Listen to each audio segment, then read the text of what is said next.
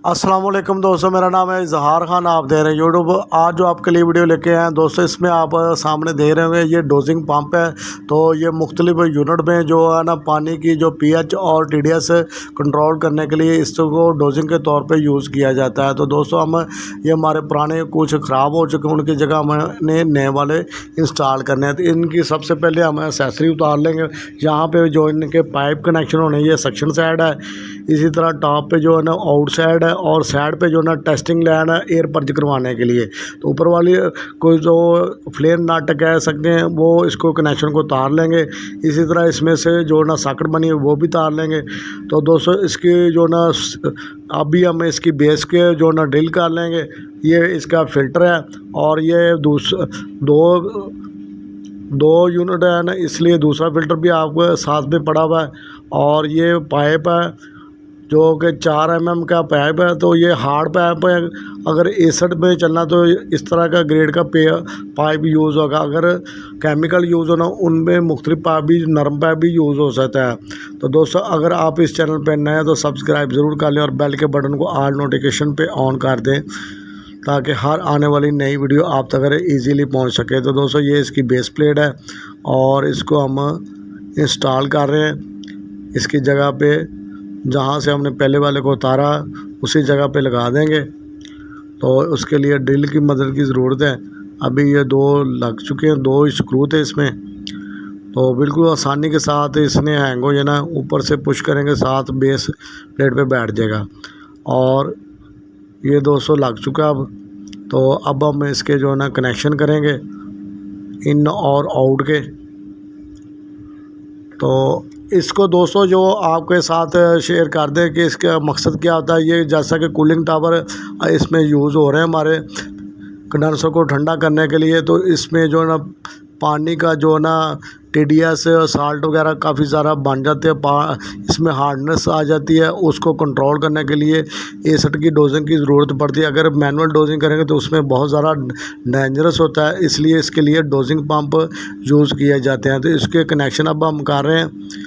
जहाँ पे भी आप इस तरह का देखेंगे ट्रीटमेंट प्लांट या कहाँ भी पानी की सप्लाई वगैरह का होता है, फ़िल्टर होते हैं, तो उनमें इस तरह के पंप आपको उस जगह पे लगे हुए नज़र आएंगे।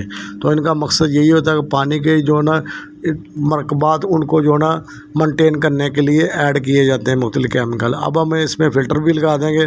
तो सक्शन लाइन लगा रहे हैं और इसको सबसे पहले हम पानी के साथ टेस्ट करेंगे और उसके बाद इसको एसिड में डिप करेंगे। तो अब इसको सक्शन लाइन को लगा देते हैं।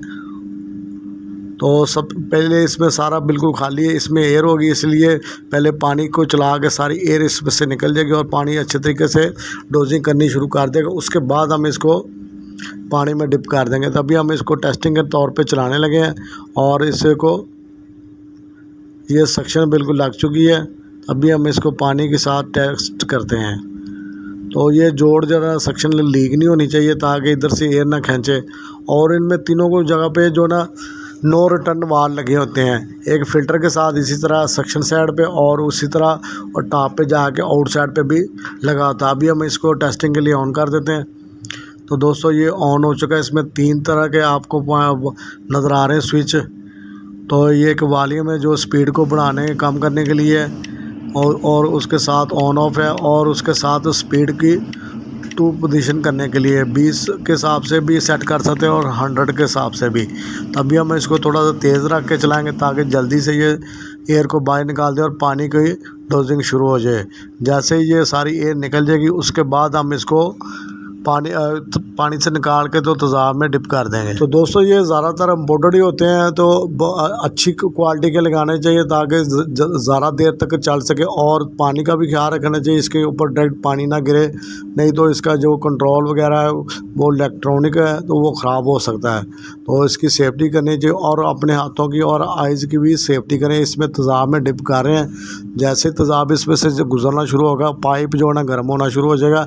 पहले क्योंकि इसमें से पानी गुजारा है तो उसके साथ रिएक्शन होने की वजह से ये साथ में गर्म होना शुरू हो जाएगा। तभी हमने इसको ऑन कर दिया।